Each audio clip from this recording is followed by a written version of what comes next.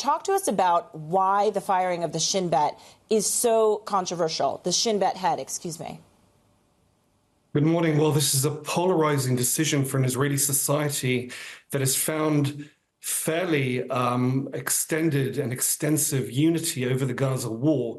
It's the first time in the country's history that a head of the Shin Bet, that's Israel's equivalent, if you like, of the FBI, the Secret Service, or the British MI5, has been fired rather than resigning or ending out his contracted term.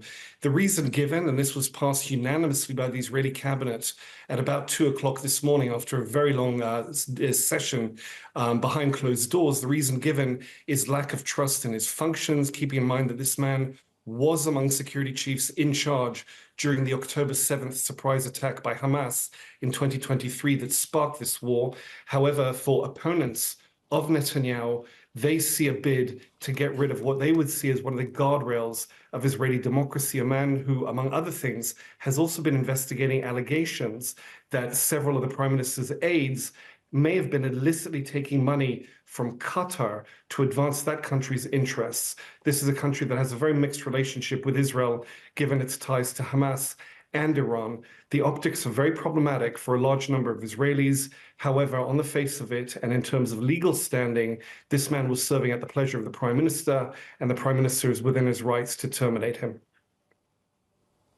And Dan, we're also seeing the Israeli army calling on Palestinians to move from northern to southern Gaza, similar to an incident that we saw not too long ago, just about a year and a half ago, when this war actually kicked off.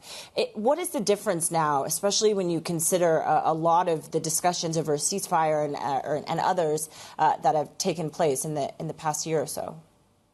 Well, as you note, we've been here before. Rather early on in this war, after Israel began its ground offensive, it warned civilians in the northern Gaza Strip to move south out of harm's way. The northern Gaza Strip has really been the ground zero of this war. Many of them returned after the ceasefire began to find ruins, and now Israel appears to be wanting them to move out again, presumably after it sends troops deeper back into the northern Gaza Strip.